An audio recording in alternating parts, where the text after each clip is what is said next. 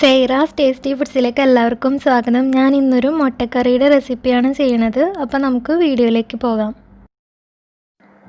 അതിനുവേണ്ടി ഞാനിവിടെ ഒരു പാൻ എടുത്തിട്ടുണ്ട്. അപ്പോൾ അതിലേക്ക് 1 ടേബിൾ സ്പൂണോളം വെളിച്ചെണ്ണ ഒഴിച്ചു കൊടുക്കാം. ഇനി ഒരു 4-5 വെളുത്തുള്ളി കട്ട് ചെയ്ത് ചേർത്ത് കൊടുക്കാം. ഇനി ഒരു ചെറിയ കഷ്ണം ഇഞ്ചി കൂടി ചേർത്ത് കൊടുക്കാം. ഇനി അത് ചെറുതായിട്ടൊന്ന് മൂപ്പിച്ചെടുക്കണം. ഇനി 2 മീഡിയം സൈസ് സവാള കട്ട് ചെയ്തുകൂടി ചേർത്ത് കൊടുക്കാം.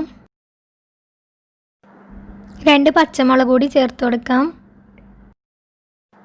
പെട്ടെന്ന് വഴറ്റി കിട്ടാൻ വേണ്ടിയിട്ട് കുറച്ച് ഉപ്പ് ചേർത്ത് കൊടുക്കാം. ഇനി ഇത് ചെറുതായിട്ടൊന്ന് വഴറ്റിയെടുക്കണം. ഇനി ഇതിലേക്ക് ഒരു ചെറിയ തക്കാളി കൂടി ചേർത്ത് കൊടുക്കാം. ഇനി തക്കാളി കൂടി ഒന്ന് വഴറ്റി വരണം. ഒരുപാട് വഴറ്റിയെടുക്കേണ്ട ആവശ്യമില്ല. ഇനി പൊടികൾ ചേർത്ത് കൊടുക്കാം. 1/2 ടീസ്പൂൺ മഞ്ഞൾപ്പൊടി, 1 ടീസ്പൂൺ മുളക് പൊടി, 1 teaspoon garam masala, 2.5 table spoon മല്ലിപ്പൊടി.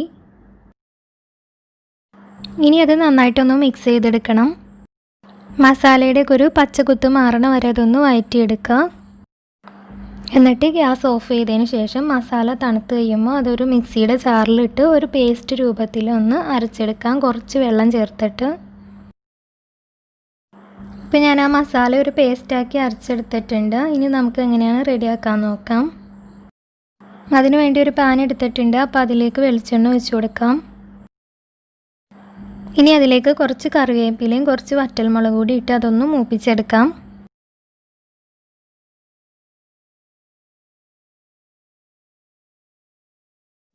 ഇനി അതിലേക്ക് നേരത്തെ റെഡിയാക്കി വെച്ചിട്ടുള്ള അരപ്പ് ചേർത്ത് കൊടുക്കാം.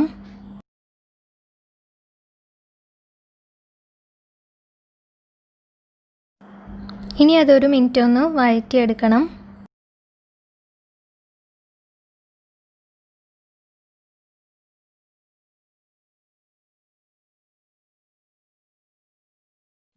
അത് വഴറ്റി വന്ന് കഴിയുമ്പോൾ അതിലേക്ക് കുറച്ച് വെള്ളം കൂടി ചേർത്ത് കൊടുക്കാം.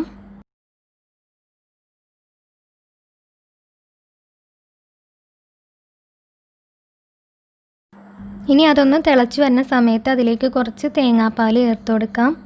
എന്നിട്ടത് നന്നായിട്ടൊന്ന് മിക്സ് ചെയ്ത് കൊടുക്കുക.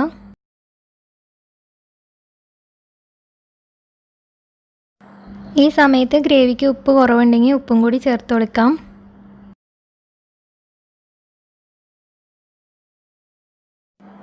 ഇപ്പം നമ്മുടെ ഗ്രേവി റെഡി ആയിട്ടുണ്ട്. ഇനി അതിലേക്ക് പുഴുങ്ങി വെച്ചിട്ടുള്ള മുട്ട ചേർത്ത് കൊടുക്കാം.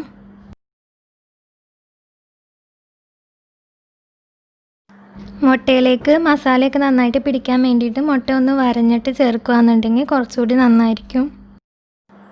ഇനി അതൊന്ന് തിളച്ച് തുടങ്ങുമ്പോൾ അതിലേക്ക് കുറച്ച് മല്ലിയില ഇട്ട് കൊടുക്കാം. എന്നിട്ട് അതുകൂടി ഒന്ന് ഇളക്കി കൊടുത്തതിന് ശേഷം നമുക്ക് ഗ്യാസ് ഓഫ് ചെയ്യാം. ഇപ്പം നമ്മുടെ മുട്ടക്കറി റെഡി ആയിട്ടുണ്ട്. അപ്പത്തിനും ചപ്പാത്തിക്കും പത്തിരിക്കും ഒക്കെ കൂടെ നല്ലൊരു കോമ്പിനേഷനാണ്. അപ്പോൾ ഇതുപോലെ ട്രൈ ചെയ്യാത്തവരുണ്ടെങ്കിൽ ഒന്ന് ട്രൈ ചെയ്ത് നോക്കുക. എൻ്റെ വീഡിയോ ഇഷ്ടമാണെങ്കിൽ ലൈക്ക് ചെയ്യാനും സബ്സ്ക്രൈബ് ചെയ്യാത്തവരാണെങ്കിൽ സബ്സ്ക്രൈബ് ചെയ്യാനും മറക്കരുത്.